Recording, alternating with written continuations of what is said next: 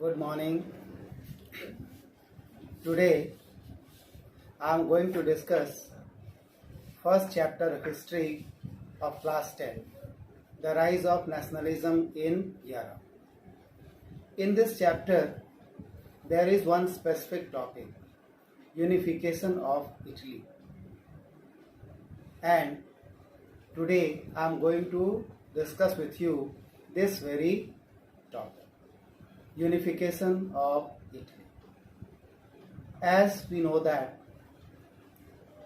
Italy attained unification for the first time during Napoleonic era. Napoleon was the ruler who helped Italy in attaining unification under his policy of one nation, one people, one language.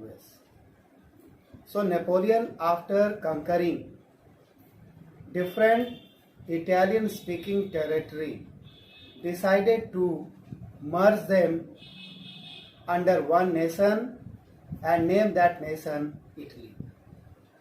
And people of Italy realized the importance of unification for the first time during Napoleonic era. But this unification was short-lived.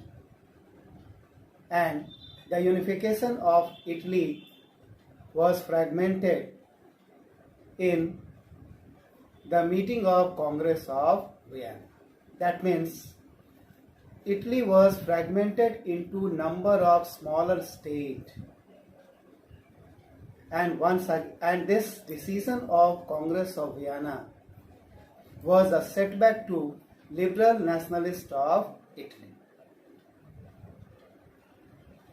After this decision of fragmentation, Italy was divided into number of smaller states.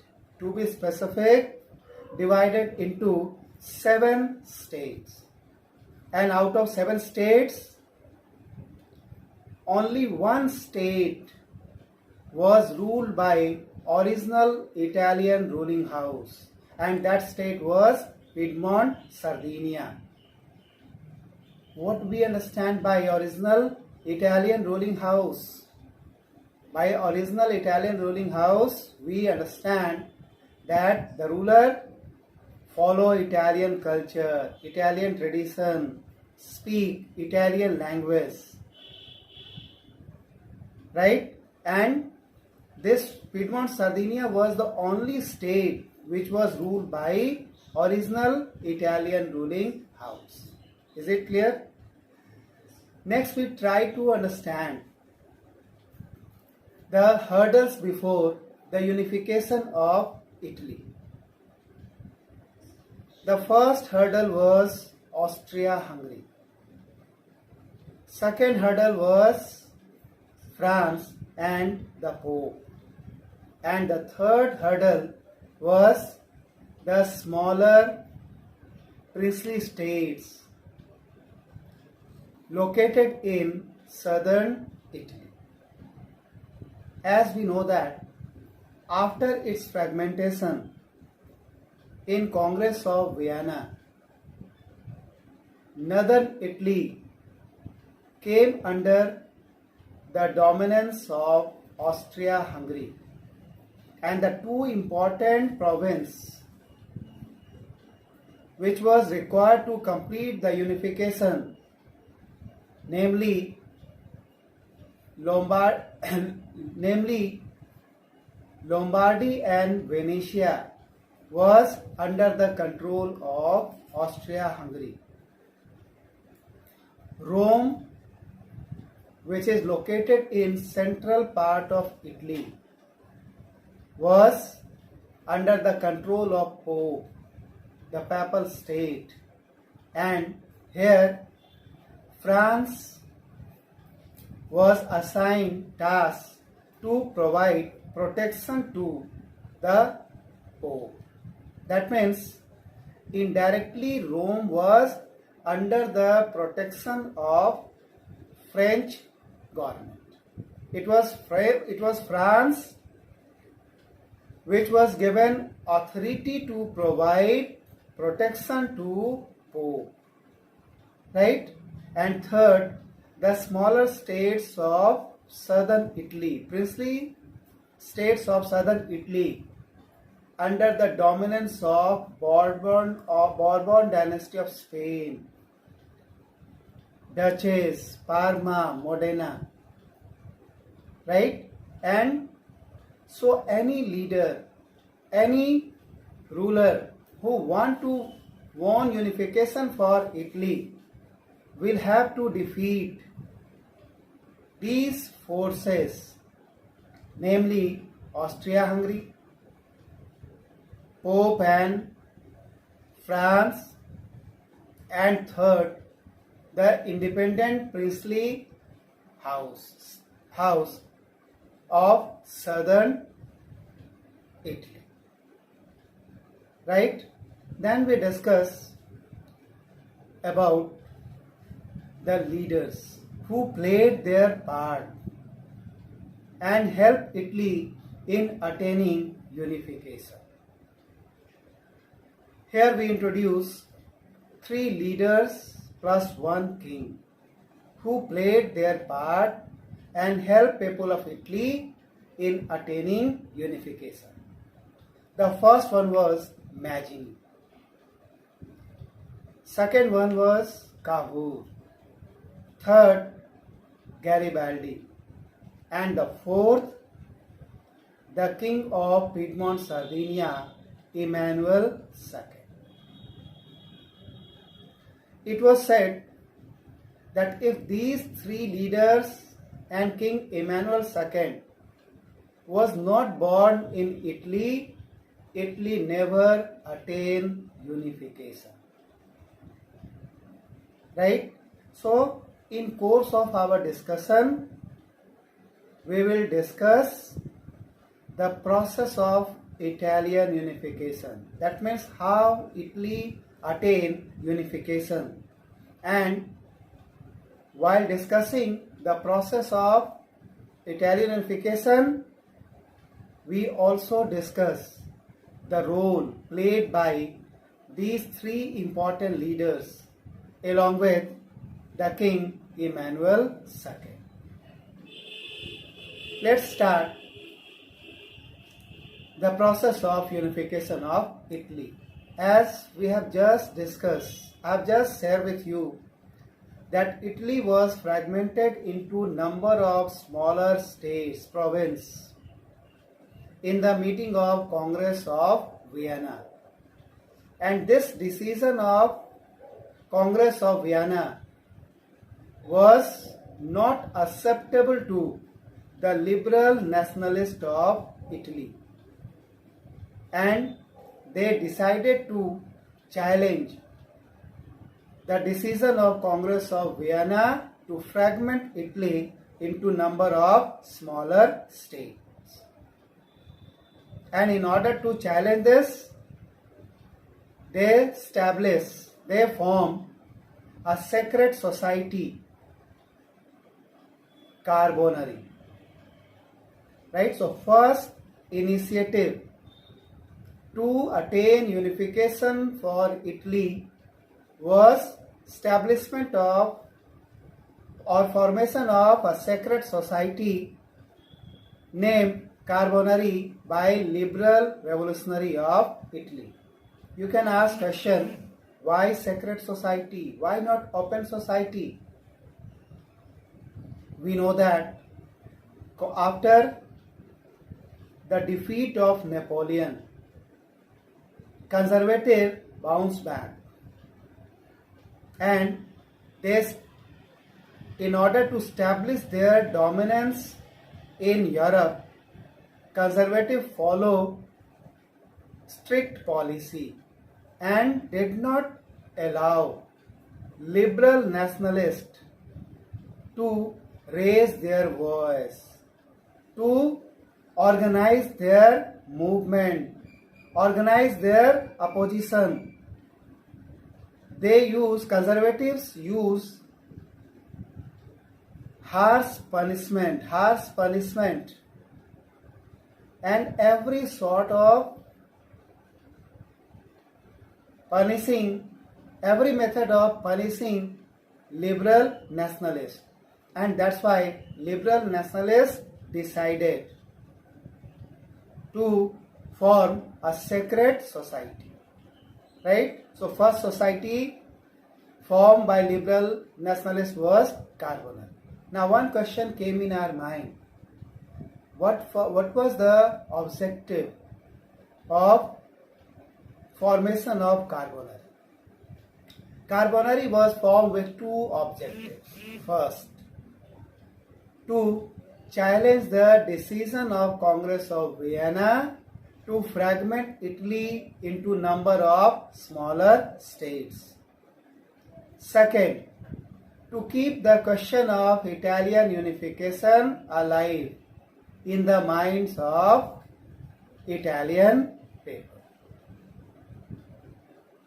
Is it clear?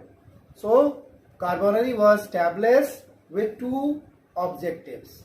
First, once again I am repeating, first, to challenge the decision of Congress of Vienna to fragment Italy into number of smaller states. And second, to keep the question of Italian unification alive in the mind of Italian people. Right? Then another question may be in your mind, whether Carbonari gets success in attaining its objective. Answer is no. Because conservatives were very powerful under the leadership of Duke Metternich, and Duke Metternich did not allow liberal nationalists to challenge the decision of Congress of Vienna. So, though Carbonari failed in its objective, but biggest contribution of Carbonari was that it keep the question of Italian unification alive in the minds of Italian people. Right? But real movement, one more point before this, Mazzini was also an active member of this Carbonari, right? And Mazzini might learn many things under this very secret society, right?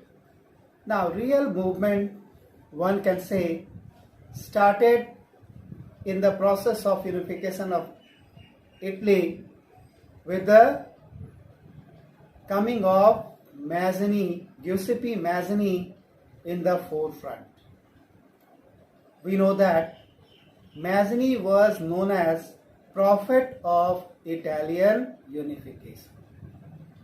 Once again I am repeating, Mazzini was known as the prophet of Italian unification. This information is important for examination like NTSC, right? So keep it in your mind. With the coming of Mazzini, the real change, the real motivation came in the process of unification. Mazzini, who was a great statesman, great philosopher, great ideologue, great politician, was having his own vision for attaining unification. He was, right from the beginning, he was in favor of republicanism. That means republican form of government. Right? He started his movement by writing and publishing some pamphlets, and through his writings he challenged the conservatives. He tried to inspire the youth of Italy and the youth of Europe, and to use the force and power of youth of Italy, he laid the foundation of Young Italy in 1831, and later he also formed Young Europe, right? And by establishing Young Italy, he invited all the youth of Italy to join this organization and help Italy in attaining unification, right? And after the formation of Young Italy, Mazzini won the support, sympathy and favor of Charles Albert, the King of Piedmont, Sardinia. I have already pointed out that out of 7 states, Piedmont, Sardinia was the only state ruled by original Italian ruling house. So, Piedmont, Sardinia came forward and decided to provide leadership for the movement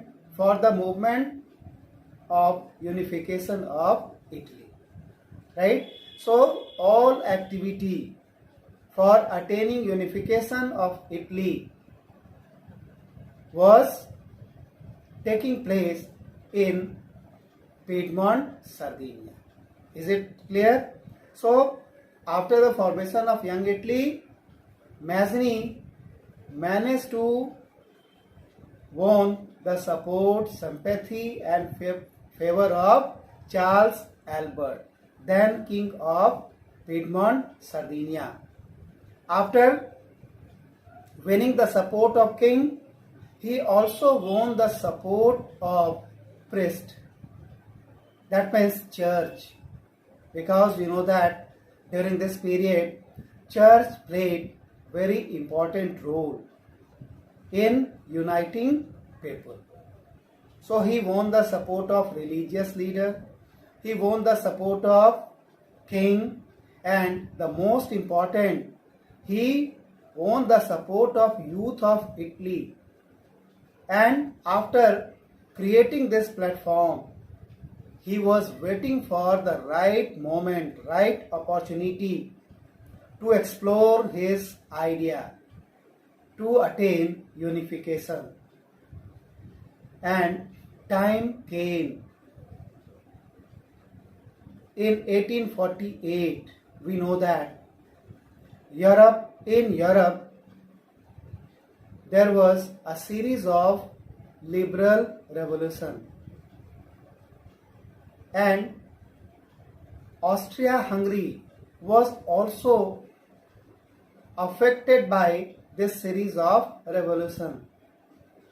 In Austria-Hungary, liberal revolutionary forced Metternich to run away from Austria-Hungary, and there was a situation of civil war in Austria-Hungary. So Mazzini and Charles Albert anticipated that this was the right moment to attack Austria-Hungary. And we know that, or we have already discussed, Lombardy and Venetia, the two important provinces which was required to complete the unification of Italy, was under the control of Austria-Hungary. So Mazzini decided to invade Austria-Hungary with intention to capture Lombardy and Venetia.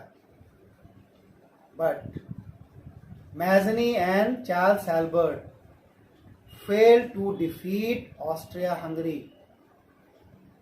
Austria-Hungary, even in this critical situation, was powerful enough to defeat Piedmont, Sardinia. to defeat the joint force of Piedmont, Sardinia and volunteers of Young Italy. And with this defeat, all hopes of Mazzini was dashed, and Mazzini decided to resign from the active politics. Similarly, Charles Albert also decided to abdicate his throne and power. And once again, the question of Italian unification comes back to square one. And in this crucial condition, Emmanuel II succeeded as the King of Piedmont, Sardinia. Is it clear till this point? Any question, any confusion? So, Emmanuel II, after becoming King of Piedmont, Sardinia, he was also very much enthusiastic, very active, a visionary ruler, and right from the beginning, he was a great supporter of unification of Italy. So in 1852, he appointed Cavour as the Prime Minister of Piedmont, Sardinia. In your NCERT book, you find Chief Minister. So both you are free to write both Prime Minister or Chief Minister, because in higher studies we found Prime Minister, right? Now who was this Cavour? And how the appointment of Cavour changed the scenario or gave new momentum to the unification of Italy. Cavour was very experienced diplomat, having experience of serving as diplomat in various European states, great statesman, great leaders, and having his own planning and vision for unification of Italy. And Cavour, after becoming Prime Minister of Italy, I have already mentioned that Emmanuel II was big supporter of unification of Italy. So he gave free hand to Cavour to explore his plan and vision in attaining unification of Italy. Right? So first step introduced by Cavour in order to attain unification was that he decided to develop Piedmont, Sardinia as a model state. And for this, he introduced reform in economy, reform in administration, and reform in army.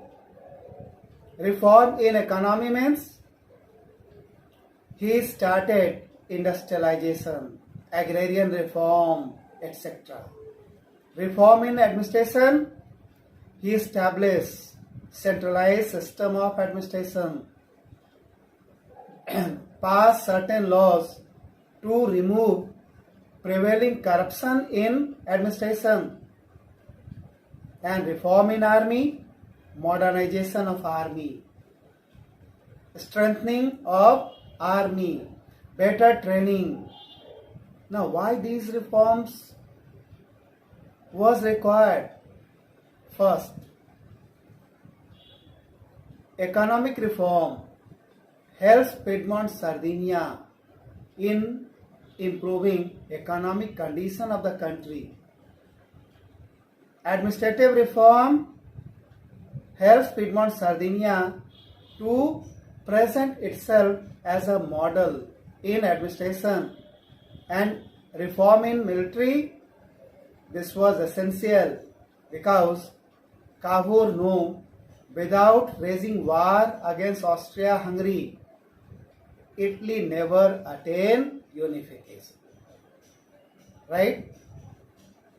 After developing Piedmont Sardinia as a model state, Cavour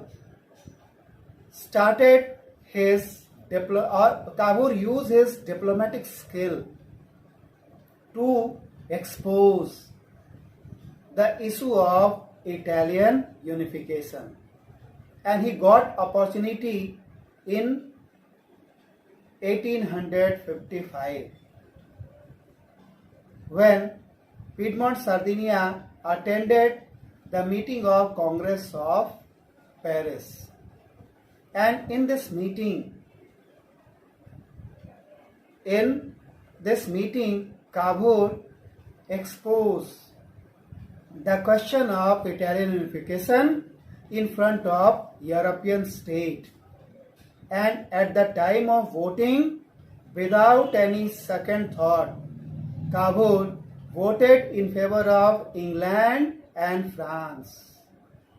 And this very diplomatic measure of Cavour helped him in winning the support and sympathy of two powerful states of Europe, namely England and France. So after securing the support and favor of England and France, Cavour started approaching France, and he was successful in persuading France to sign a treaty, Pact of Plombiers, in 1858. This was a sort of oral treaty, and the main provision of or the main terms of this Pact of Plombiers was that in case of Austria-Hungary aggression on Piedmont Sardinia, France will fight along with Piedmont Sardinia and help Piedmont Sardinia in gaining Lombardy and Venetia. And exactly this was the plan of Cavour. He was 100% successful in his diplomacy. After signing this pact, this agreement, and gaining support and sympathy of England, Cavour started playing his diplomatic skill and forced Austria-Hungary to declare war on Piedmont Sardinia. Here one more point I like to add. Before Cavour, earlier leader of Italy believed that Italian won unification by themselves. It was Cavour who bring change in this concept, in this thought, and he expressed his opinion that Italy, in order to win unification, needs support and sympathy of other European states. And he used to say, Italia fara da se. Right? So, he created situation, and in this situation, Austria-Hungary declared war on Piedmont Sardinia. And war started, and as per the term of Pact of Plombiers, France joined war. At that time, ruler of France was Napoleon III. When everything was going on as per the planning of Cavour, and Lombardy and Venetia appears at arm's length, one of the biggest setback Cavour got. Napoleon declared ceasefire, and war comes to an end. This decision of Napoleon was a real setback to Cavour, and in frustration, Cavour resigned, leaving Italy alone in this very critical condition. So this was the role of Cavour in unification. Later, a peace meeting was called by France, and in this peace meeting, Piedmont Sardinia was also invited, right? And as a part of agreement, Piedmont Sardinia gained Lombardy. As a consolation prize, Piedmont Sardinia gained Lombardy. And in this meeting, Emmanuel II participated as the king of Piedmont Sardinia. Clear? Now, what about the smaller states, princely states of southern Italy, which was under the rule of Bourbon of Spain, Duchess, Parma, etc. Here one point I like to raise, that ruling house was non-Italian, but inhabitants were Italian. This was one important point in favor of unification of Italy. And here we see the role of Giuseppe Garibaldi. By nature, he was soldier because he personally participated in number of wars, and he was known as Sword of Italian Unification, right? And he was very enthusiastic, very active person. When Mazzini established Young Italy, he became active member of Young Italy and spread the idea of Mazzini in southern Italy. When Cavour came to power, he became staunch supporter of Cavour and started spreading the idea of Cavour in southern Italian states. And during Cavour, he led the foundation of Red Shirt Army. In this Red Shirt Army, he recruited 1,000 young volunteers, right? And with the help of his Red Shirt Army and by indirect support of Cavour, plus with the support of local peasants and local population of southern Italian states, he forced most of the Bourbon rulers, Duchess, Parma rulers to run away and help or create a smooth way of merger of southern princely state into state of Piedmont Sardinia. And on January 1861, Emmanuel II coronated himself as the King of United Italy. And this United Italy comprised of Lombardy, the northern state, plus all the smaller princely states of southern Italy. But still, two important provinces was required to complete the unification. One was Venetia and second one was Rome. Right? So, and after the coronation as King of United Italy, once again he persuaded Cavour to assume the office of Prime Minister. But within few months, Cavour died. And when Italy needed the leadership of Mazzini, Cavour, Garibaldi, none of the three leaders were alive. And Emmanuel II played his role, his part, and captured Venetia and Rome. So now in remaining part we discuss how Emmanuel II captured Venetia and Rome. In the absence of the prophet of Italian unification, Mazzini, the brain of Italian unification, Cavour, and the sword of Italian unification, Giuseppe Garibaldi. Right? He followed the policy of wait and watch. Now, question before us: what was this policy of wait and watch?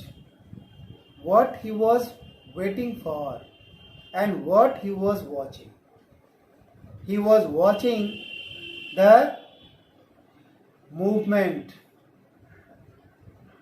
going on in Prussia, because parallel to Italian unification, movement of German unification was also going on.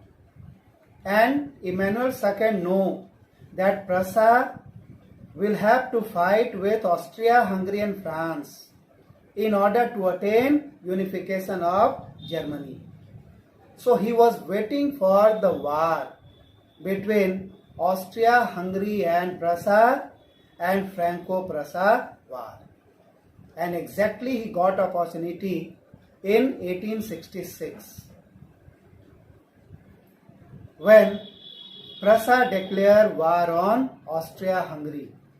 Before this war, Italy and Prussia signed a secret treaty. The two important terms of this treaty: first, Italy assured Prussia that Italy did not allow its territory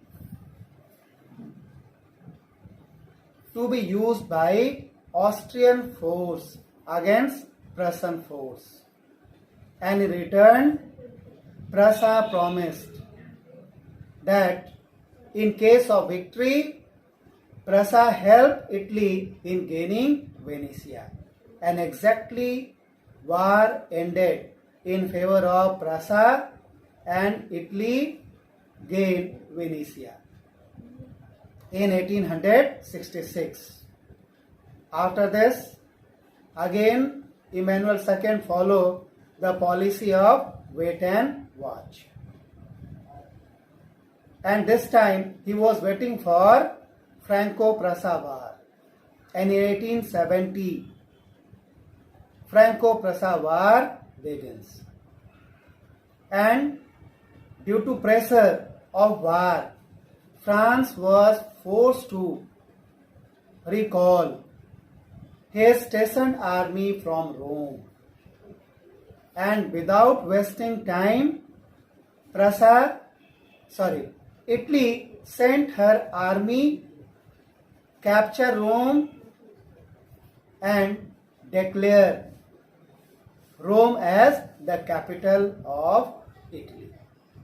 In this way, Emmanuel II helped in completion of unification of Italy in 1870.